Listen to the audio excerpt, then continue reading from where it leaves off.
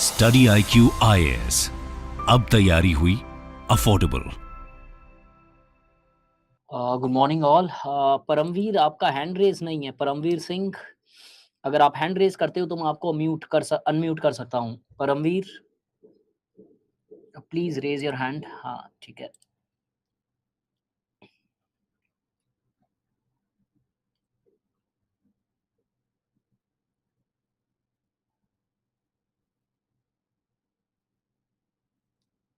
Paramvir, audio video clear है? Hello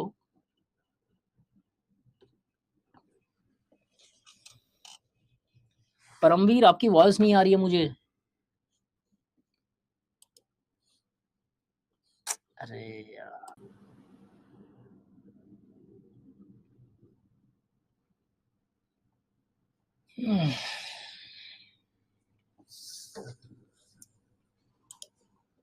Paramvir Singh, are you there?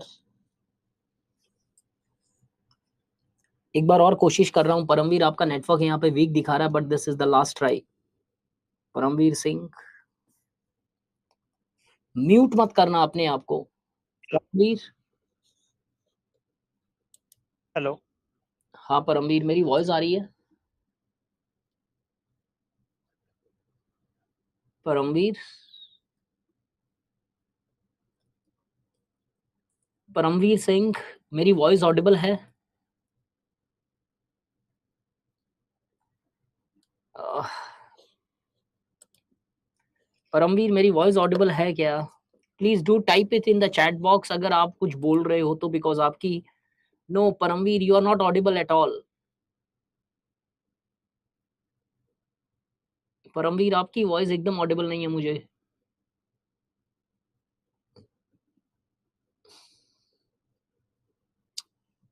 Sorry यार परमवीर, एक बार रिफ्रेश करके ज्वाइन कर लेना, तब तक मैं किसी और को अनम्यूट करता हूँ फर्स्ट क्वेश्चन में। Second question I will try you again.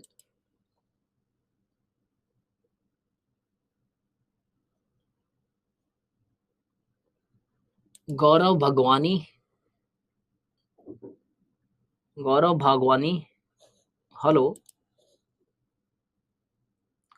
Guys, मेरे को ही वॉइस नहीं आ रही है, किसी को नहीं आ रही है। हेलो। हाँ गौरव, मेरी वॉइस ऑडिबल है? Yes sir. ठीक है, perfect. we'll start in minute. It's 9:29 sharp at 9:30 we'll start the class. Questions लिखे हैं आपने डे 29 के, जो सोशियोलॉजिकल थियरी से थे, स्ट्रैटिफिकेशन के? Yes sir. Okay, perfect.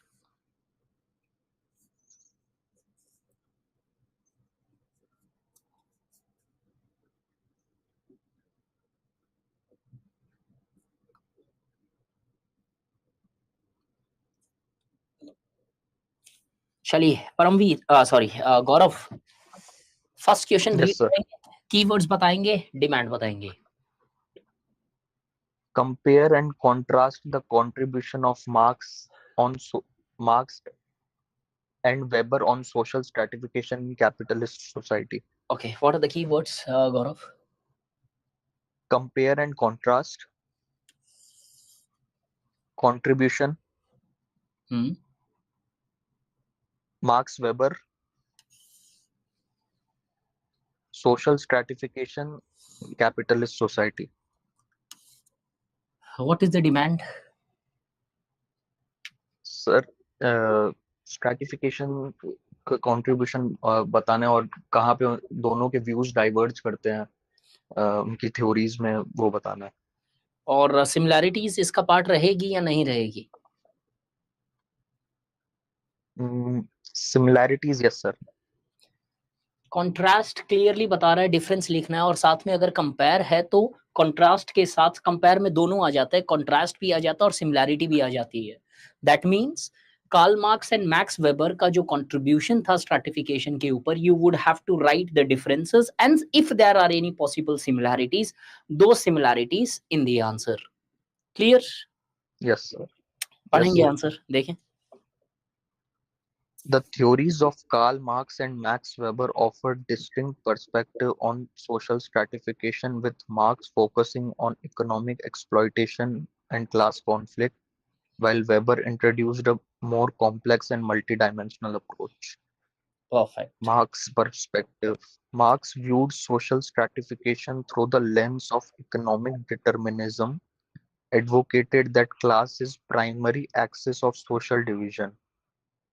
For Marx, society is divided into two main classes under capitalism, the bourgeois and the proletariat. He asserted that social stratification arises from exploitation of labor by capital. According to Marx, this system is inherently conflictual with the proletariat oppressed by bourgeois, leading to inevitable class structure and ultimately revolution. Marx's theory is grounded in his materialist conception of history, where economic relationships determine all social structure, including stratification. Right. Max Weber's perspective. Weber introduced a more complex and multidimensional approach to social stratification. While he agreed with Marx that class is crucial, Weber extended his analysis by introducing two additional dimensions, status and party. Good. For Weber, class refers to one's market position, particularly how much control individuals have over goods, skills, and services. Hmm. However, social stratification also includes status groups which are stratified by social honor or prestige, Hmm. and party refers to political power. Unlike Marx's view of inevitable class conflict, Weber saw capitalism as a system that could persist through a complex interplay of class, status, and party. Hmm. Contrast. While Marx's analysis is rooted in economic determinism and conflict theory, Weber offered a more nuanced and multidimensional model. ये आपका Marx's repetition हो vision गया अगर आपने note was किया तो। एक second गौरव, ये पॉइंट ऑलरेडी आपने वेबर में लिखा yes, है मल्टी डायमेंशनल। चलिए कोई बात नहीं है, थोड़ा बहुत चलेगा आगे। yes. Marx's vision was one of revolutionary change, while Weber recognized the role of bureaucracy and legal authority in stabilizing capitalist society. Okay. Weber's perspective allows for social mobility through political or status achievements, whereas Marx viewed stratification as rigid under capitalism, only changeable through revolution. Wait a second, ये To point sum up, underline, एक second Gaurav, underline कर लेना ये point. yes, sir. ठीक है, हाँ चलिए।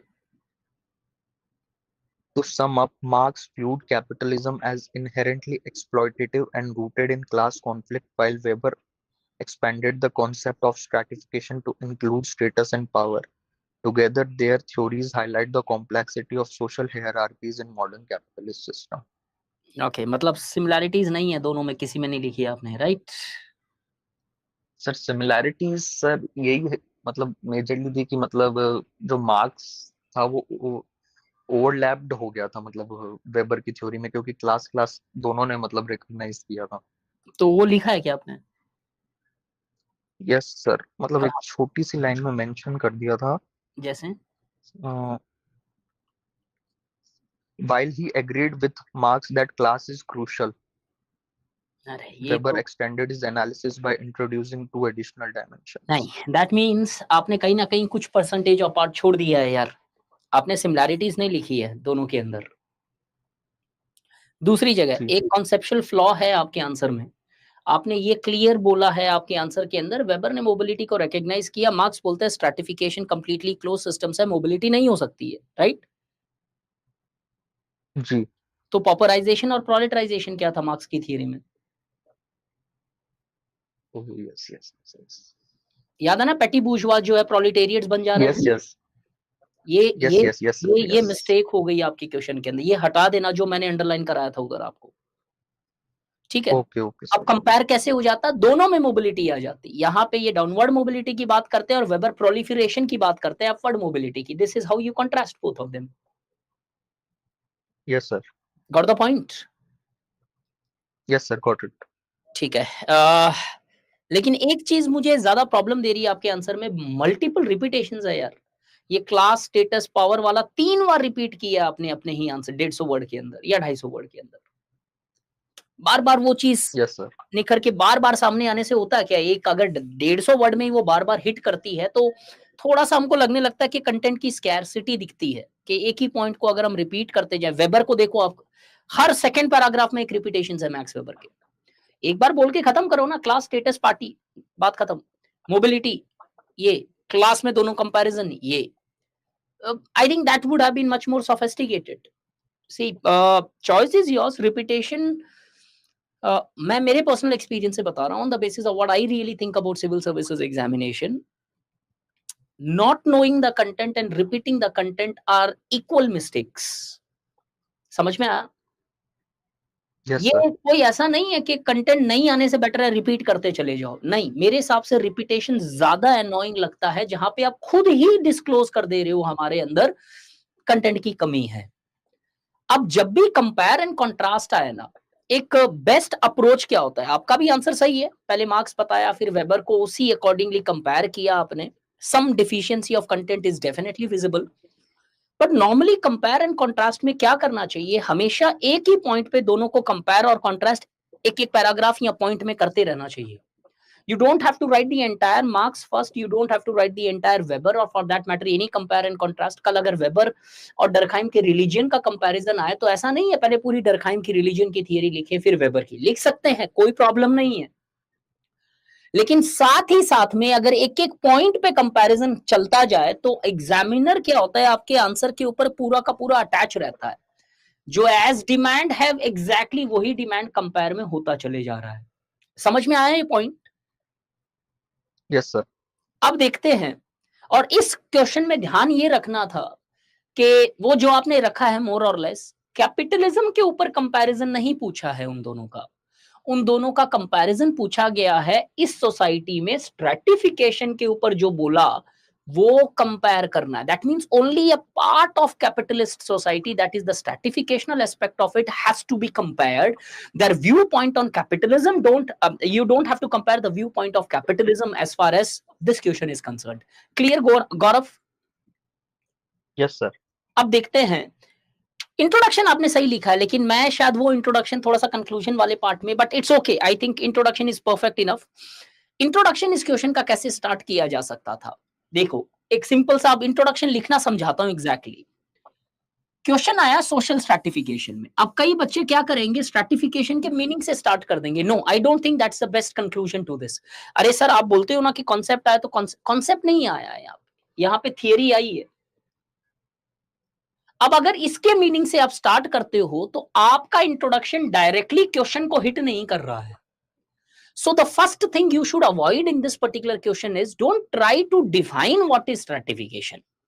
I mean, that is something which is going to become completely irrelevant as far as this question is concerned. So what you should not definitely start this question's introduction is with the meaning of stratification. You should ensure that you start the introduction of this question from the theory of these two people, so that your introduction directly bangs on the point, bullseye को hit कर रहे हैं। कैसे?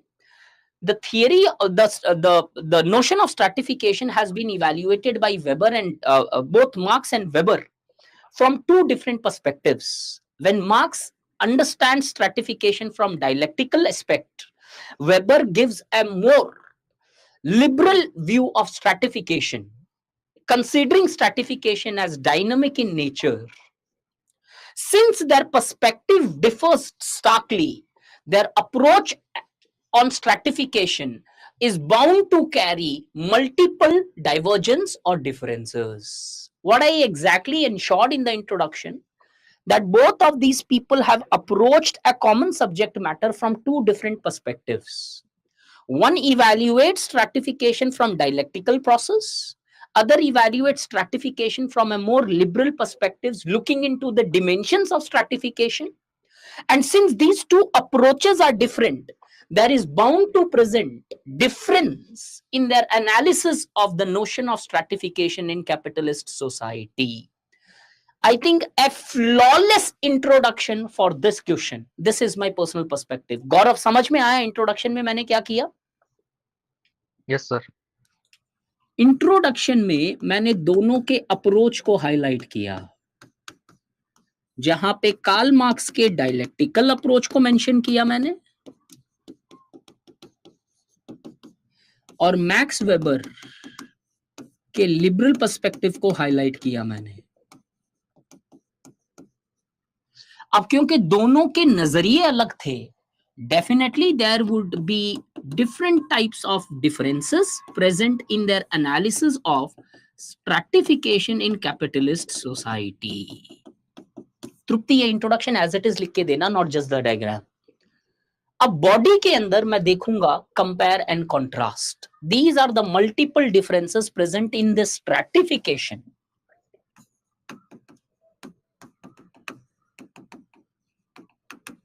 Theory of Karl Marx and Max Weber. सबसे पहला difference,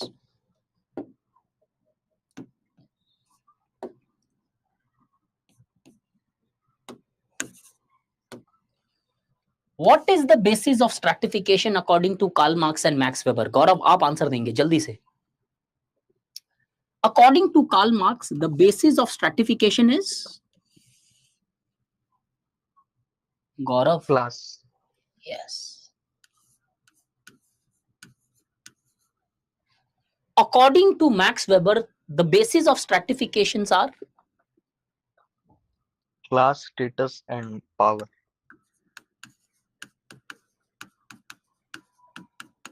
लेकिन guys, Party. make sure थोड़ा सा elaborate करोगे कैसे?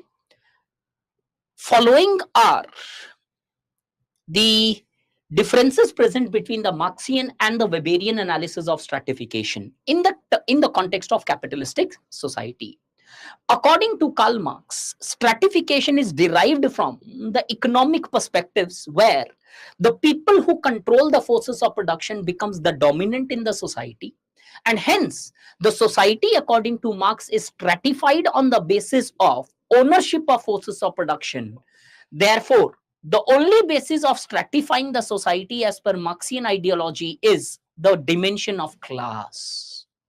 Whereas the Weber opines that although class plays a prominent role in determining the stratificational aspects of society, but beside the dimensions of class, there are multiple other dimensions upon which the society can be stratified. Two such other dimensions studied by Max Weber are status and party. लिखना थोड़ा सा point elaborate करके, I can not write the entire point here.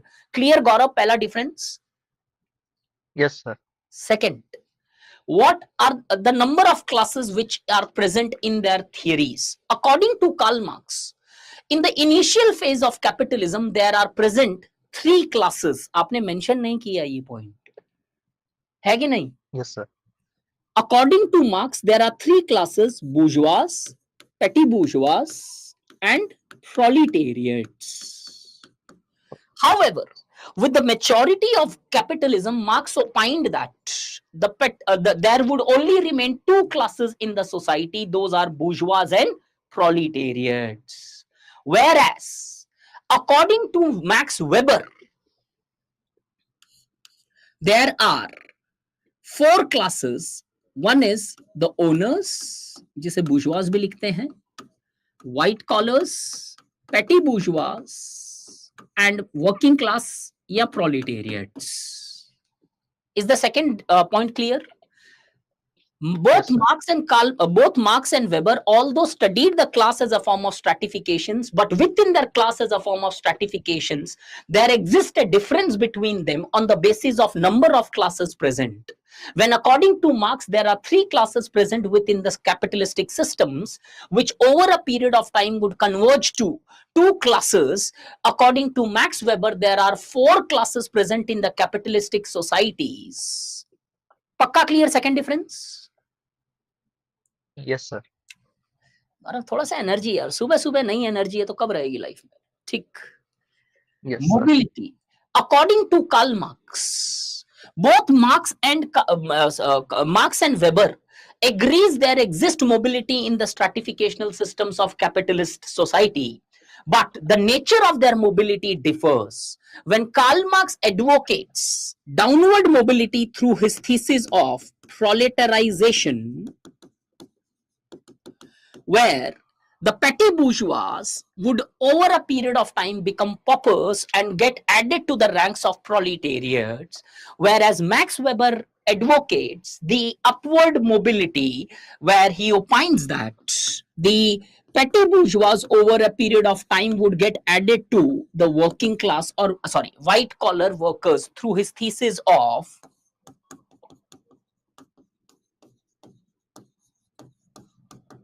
embourgeoisement.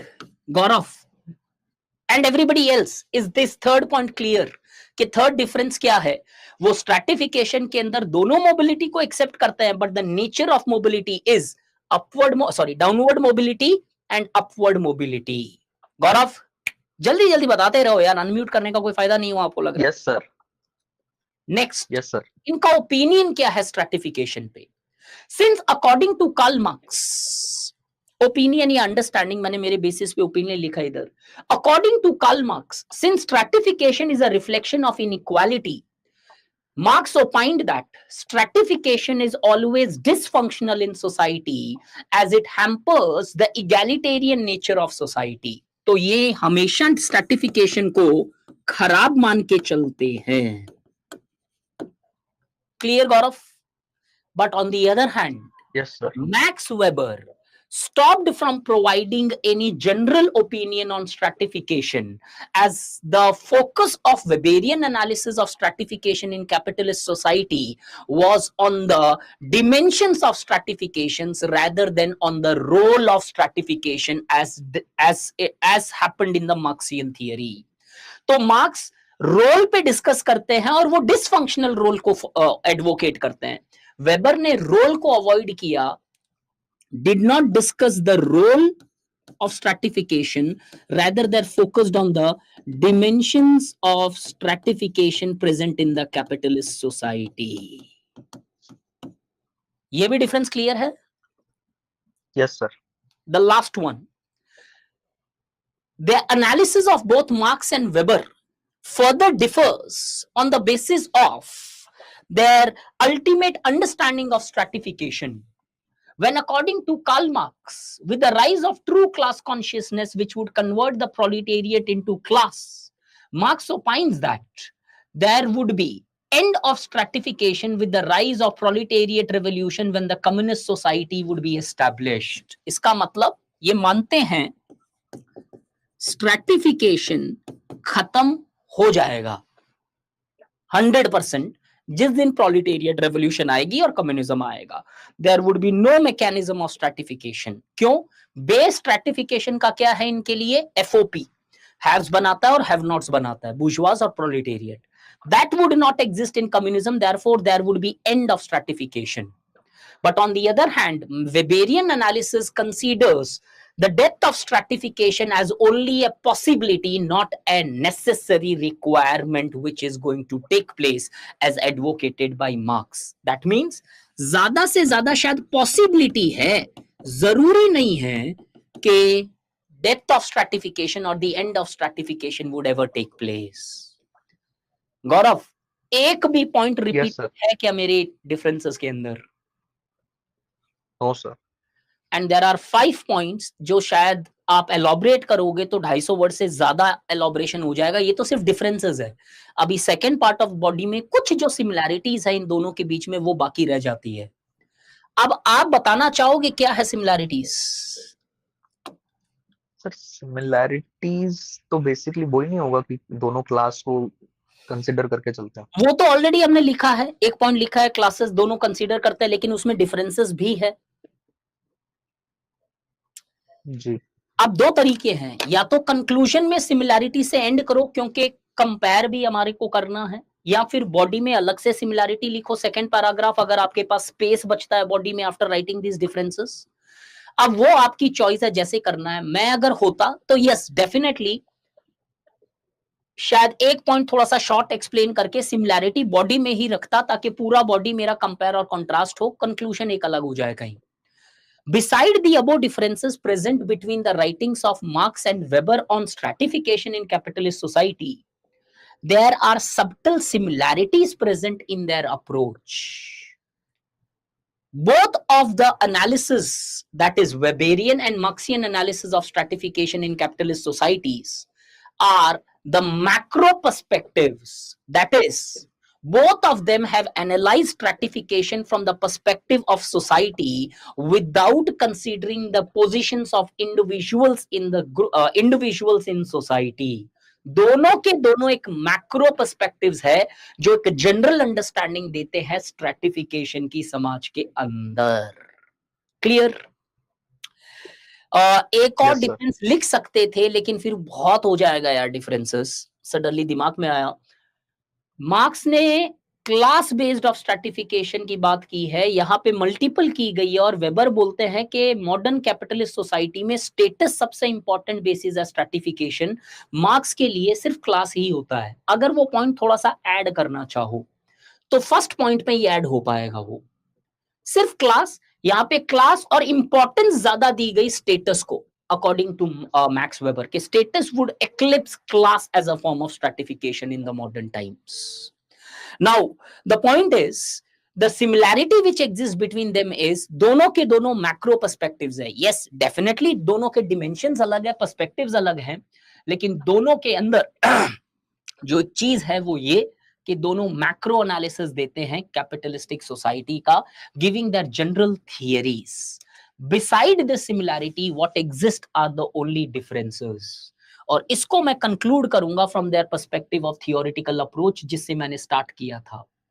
Since both of them have largely understood stratification in the capitalist society from different theoretical perspectives, the above differences, the above analysis of both Weber and Marx has helped us in providing much more broader understanding of stratification of capitalist society. When one helps in understanding the dysfunctional aspect of stratification, other helps us in understanding the dynamic nature of stratifications present on the various criteria and dimensions. ये होगा मेरा conclusion कि दोनों के दोनों theories ने कहीं ना कहीं हमारी एनालिसिस को ज्यादा डीपर किया. एक हमें उसके डिसफंक्शनल एस्पेक्ट समझा देता है तो दूसरा हमें उसका डायनामिक कैपेसिटी समझाता है, जहां पे हम समझ सकते हैं कि कितने बेसिस पे सोसाइटी विभाजित है या स्ट्रेटिफाइड है. गौरव,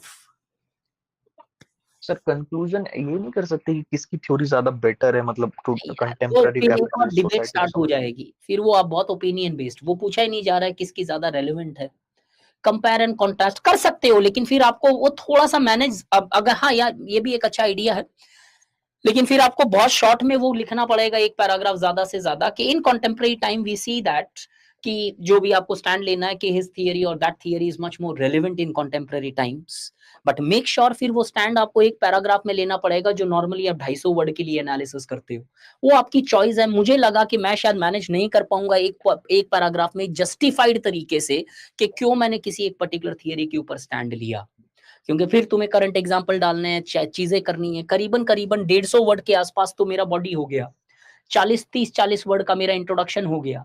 अब अगर मुझे कंक्लूजन मैनेज करना है तो यहाँ बॉडी थोड़ा शॉर्ट करना पड़ेगा, या फिर कंक्लूजन के अंदर I don't have to open a new debate. मेरा एक थंब रूल रहता है किसी भी क्वेश्चन में, हर क्वेश्चन में मैं उतना कंटेंट देता हूं जितना पूछा गया है. अननेसेसरी नॉलेज में दिखाने की कोशिश ही नहीं करता हूं. अब जो आप बोल रहे हो compact relevance, good way, but again that वो वाला पार्ट इधर कहीं पूछा नहीं गया है. Add on content, if you want to go please go ahead, problem नहीं है. मेरे हिसाब से अच्छा ही कंक्लूजन होगा वो. You can do that Gaurav, definitely. पहला क्वेश्चन क्लियर है सबको? Both believed in the Yes, role sir. Of economic factors हमने ऑलरेडी लिखा है मनोरमा. अब वो डिफरेंस के साथ देखो, मनोरमा एंड अदर्स, एक चीज याद रखो यार, ये मत लिखो कि दोनों ने क्लास डिस्कस की है. वो ऑलरेडी आपने डिफरेंस में लिखा है, वही डिफरेंस को आप सिमिलैरिटी में नहीं लिख सकते हो यार. ऊपर आपने उसको डिफरेंस पॉइंट में लिखा है, नीचे फिर सिमिलैरिटी पॉइंट में लिखा है. तो आप अब यू ट्राइंग टू बी टोटोलॉजिकल, वो घुमा फिरा के बात करने वाली है. सिंपल सी बात है भाई, दोनों में सिमिलैरिटी सिर्फ इतनी सी है कि दोनों मैक्रो पर्सपेक्टिव है. उसके बाद में दोनों के अप्रोच बहुत अलग रहे. हाँ, और अगर खींच खींच के सिमिलैरिटी लिख लिया, मैं और बता देता हूं, दोनों के दोनों लोग मोबिलिटी को रिकॉग्नाइज करते हैं. जैसे आप बोल रहे हो दोनों के दोनों लोग इकोनॉमिक रिकॉग्नाइज करते हैं, दोनों के दोनों लोग मोबिलिटी को रिकॉग्नाइज करते हैं. फिर ये खींचातानी वाला सिमिलैरिटी है यार. The actual similarities दोनों ने सिर्फ एक नजरिए में सिमिलर दिया कि मैक्रो एनालिसिस की. They never focused upon the analysis from the perspectives of they never looked into the stratificational systems from the perspectives of individuals' positions. They more or less provided a general or grand, I'll not use the word grand, general theories of stratification. Gaurav, कोई doubt? No, sir. Thank you.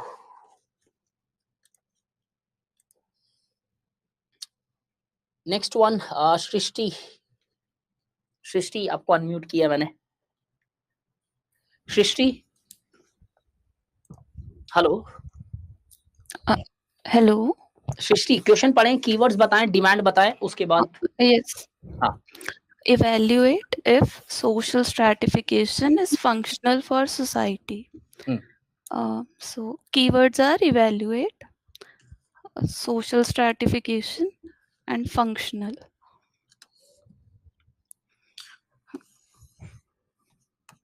Is मतलब आप अपना stand open रख सकते हो, हाँ या ना दोनों हो सकता है. अगर ये इसको हटा दूं, इवैल्यूएट, सॉरी, इफ इस पे कर दिया मैंने, sorry.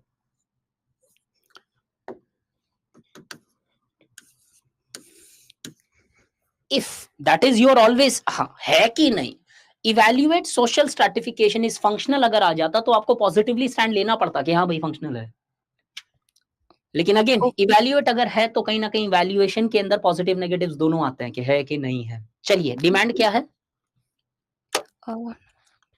We have to tell if social stratification is exactly, मैंने ऑलरेडी बता दी कि Yeah. भैया स्ट्रैटिफिकेशन फंक्शनल है कि नहीं, थोड़ा सा बताइए.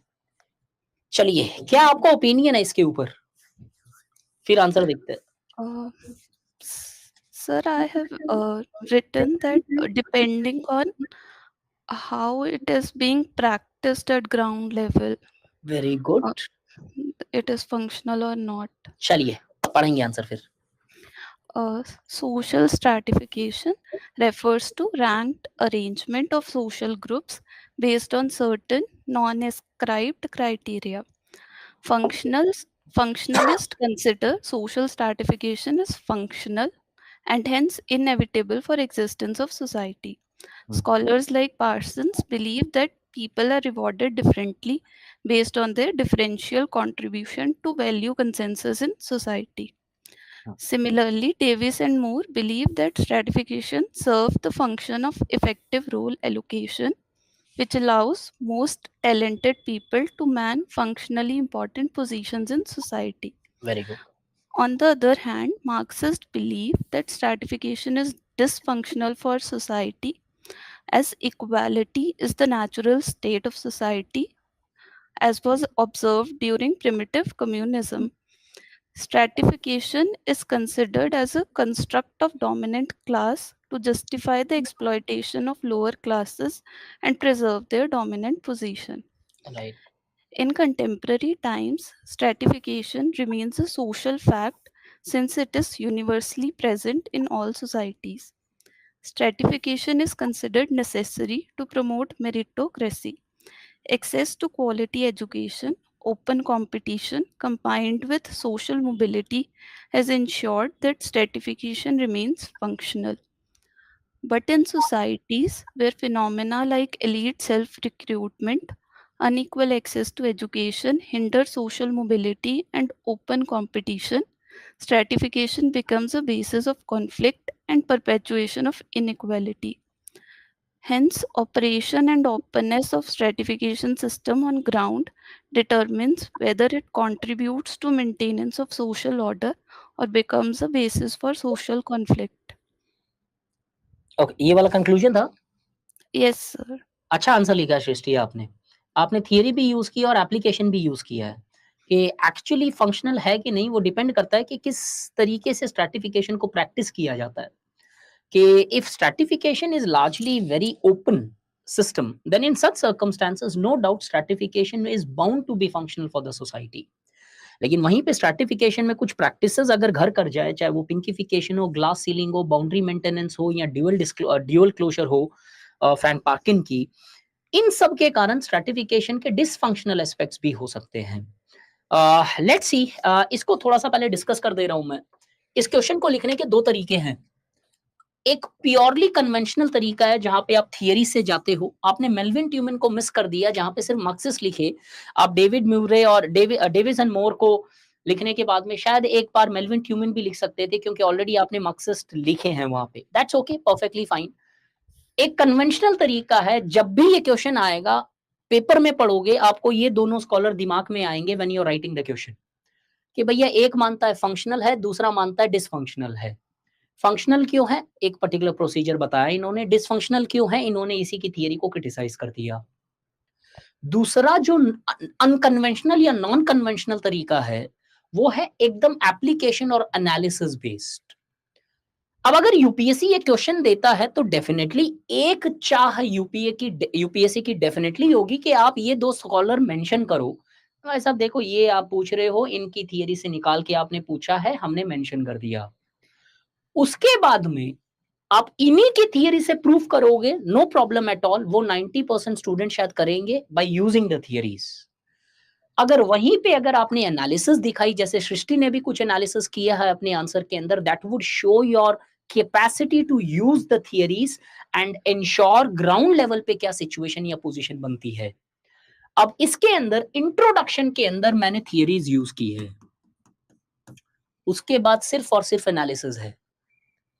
इंट्रोडक्शन कैसे किया जा सकता है? Stratification की definition, if you want to write, stratification refers to the ranked arrangement of social groups in any society based on certain or several criteria, such as class, status, race, etc., etc., etc.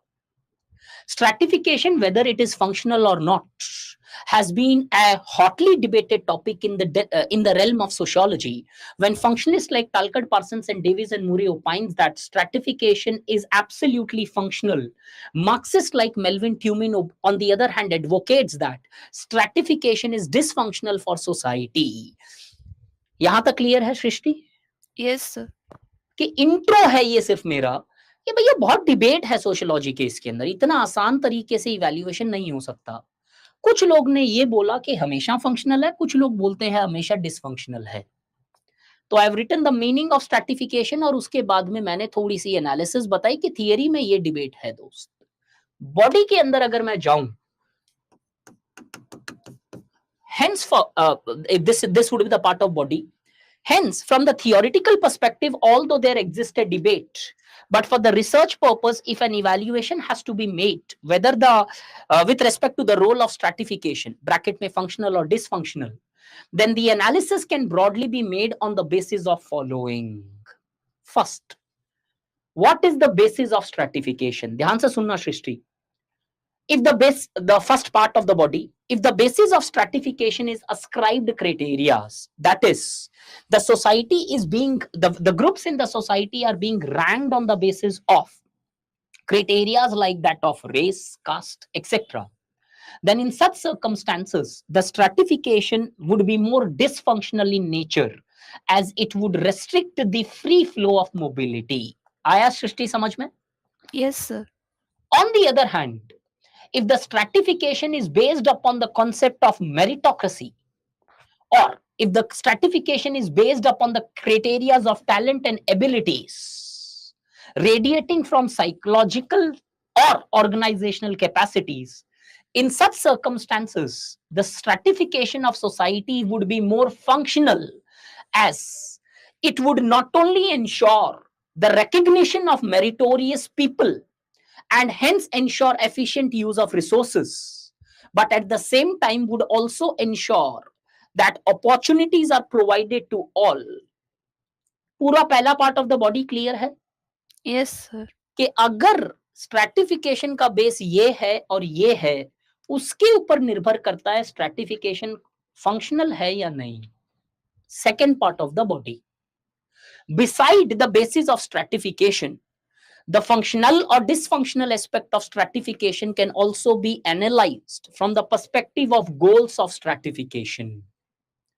If the goal of stratification is to ensure efficient use of resources, as highlighted by Davis and Murray, by placing the right people at the right places, then in such circumstances, stratification definitely ensures the pragmatic use of existing resources, thus benefiting the society holistically, as shown by the theory of Sioux Indian by Talcott Person. याद है Sioux Indian?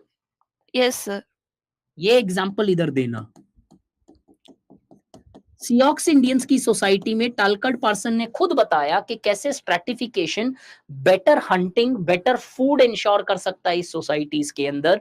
The power differentials are functional for the entire society as the power holders use the power for the benefits of larger society. और अगर ये power differential नहीं हुए तो कहीं ना कहीं समाज उस लेवल पे काम नहीं कर पाएगा जिस लेवल पे कोऑर्डिनेशन जरूरी है in the times which is required. On the other hand, if the goal of stratification is only to ensure strict separation, then in such circumstances, whatever be the basis of stratification, such nature of stratification would always remain dysfunctional. For example, in the caste-based society, the goal was not efficiency, but the goal was absolute demarcation of various castes on the notions of pollution and purity.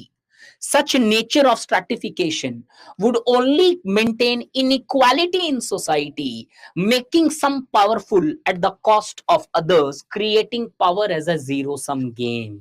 सृष्टि आया समझ में? Yes, sir. ये होती है analysis. पूरा body clear है हर student को? सियोक्स Indian को सिर्फ मेंशन करना है भाई, एक्सप्लेन नहीं करना है। प्लीज मेक श्योर एक्सप्लेनेशन करने जाएंगे ये ऑलरेडी बहुत ज्यादा कंटेंट हो गया है। रियलिटी में जब लिखने जाओगे पता चलेगा एक ही कंटेंट में फिल हो जा रहा है पूरा का पूरा aspect. You don't have the you know luxury of writing in depth content in every point, क्योंकि 4 डिमेंशंस पे इवैल्यूएट किया है। इंट्रोडक्शन ऑलरेडी मेरा 70-80 वर्ड का हो चुका है जहां पे मैंने फंक्शनलिस्ट और ट्यूमन दोनों यूज किए हैं। फिर यहाँ पे मैंने एप्लीकेशन भी की है और थियरी के एग्जांपल्स भी दिए हैं। तो you can not explain effective role allocation here completely or somewhere else the caste or pollution. You would have to just mention because these are the examples which are used to elaborate the point which we have actually made. तो अब पूरे analysis में मैंने proof क्या किया कि साहब theory के अंदर तो डिबेट है, उसके ऊपर कोई स्टैंड नहीं है, कुछ लोग मानेंगे कुछ लोग नहीं मानेंगे। ग्राउंड लेवल पे एक्चुअली फंक्शनल है कि नहीं, ये 2 क्राइटेरियाज है जिससे हमें पता चल सकता है। क्या बेस है स्ट्रैटिफिकेशन का और क्या गोल होता है स्ट्रैटिफिकेशन का। किसी समाज में अगर स्ट्रैटिफिकेशन सिर्फ इसलिए है ताकि लोगों को विभाजित किया जा सके तो शायद ऐसा स्ट्रैटिफिकेशन कभी फंक्शनल नहीं होगा। लेकिन अगर किसी समाज के अंदर स्ट्रैटिफिकेशन का बेसिस थोड़ा सा ओपन एंडेड है, जहां पे टैलेंट और एबिलिटी से आपकी रैंकिंग डिटरमाइन हो रही है, तो ऐसे सिस्टम ओपन होते हैं। यहाँ पे ज्यादा अपॉर्चुनिटीज होती है for the people to become और people to largely face mobility in the society. अब कंक्लूजन कैसे होगा? हेंस अब मैं स्टैंड ले रहा हूं, क्लियर कट, ध्यान से सुनना, क्योंकि पूछा है इवैल्यूएट, मैंने इवैल्यूएशन दे दिया। इवैल्यूएशन के बाद में जब आपके आंसर्स के ऊपर मैं एक स्टैंड लेता हूं कि यार ये ठीक था, कोई अच्छा नहीं था, ये बहुत अच्छा था, ये बहुत खराब था। I am taking a clear crystal stand in the conclusion. Hence if looked from the above and if the conditions of the contemporary societies are taken, where the contemporary societies are heterogeneous societies, where there is creolization, hybrid culture is present, open and free mobility is a social fact of modern society. If looked from these conditions, stratification is functional for society. Why? Because stratification would provide till that stratification is functional for society, till that time the stratification provides opportunities for every individual to become unequal in society. Although there exist certain dysfunctions, but the functional aspect of stratifications are more dominating over the dysfunctional nature of stratification. Clear, Shrishti? Yes, sir. क्या किया हमने conclusion में? 2 चीजें। Stratification functional है तब तक जब तक हर एक इंसान को अपॉर्चुनिटी मिलती है अनइक्वल बनने की। वो कब पॉसिबल है? जब स्ट्रैटिफिकेशन ओपन बेसिस के ऊपर किया जाए सोसाइटी में, अचीव्ड पे, जिसके कारण कोई भी एक ग्रुप हमेशा प्रताड़ित नहीं रहेगा, वो भी ऊपर आ सकता है, जैसे लोअर कास्ट आए, ब्लैक्स आए, वुमेन्स आई, ट्रांसजेंडर्स आए, या फिर कोई और क्राइटेरियाज आए। लेकिन हम ये भी रिकॉग्नाइज करते हैं कि स्ट्रैटिफिकेशन के डेफिनेटली डिसफंक्शंस है, लेकिन आज मॉडर्न समाज के अंदर स्ट्रैटिफिकेशन की फंक्शनैलिटी ज्यादा कारगर है, ज्यादा विजिबल है when compared to the dysfunctional aspects of stratification. So I have taken a stand and a rational stand, जहां पे मैंने डिसफंक्शंस रिकॉग्नाइज किए, लेकिन क्लियर कस्टल स्टैंड लिया कि भैया ये ज्यादा फंक्शनल है, प्रोवाइडेड शर्त ये है कि यहाँ पे अपॉर्चुनिटीज इस सिस्टम के अंदर सबके पास होना चाहिए। अगर कुछ लोगों के पास है तो डेफिनेटली स्ट्रैटिफिकेशन ज्यादा डिसफंक्शनल हो जाएगा। कोई doubt Srishti? No, sir. Perfect. Yes, चलिए, sir. Thank you so much guys, I will see you on Monday with the day 31 I believe. Monday और ट्यूसडे दोनों दिन डिस्कशन रखूंगा because there would be a Diwali off official for the study IQ team. तो Monday Tuesday दोनों दिन हम discussion रखेंगे, so just be aware ताकि ये बैकलॉग थोड़ा सा कवर हो जाए। Take care, I will see you on Monday, bye bye. Study IQ IAS, अब तैयारी हुई अफोर्डेबल।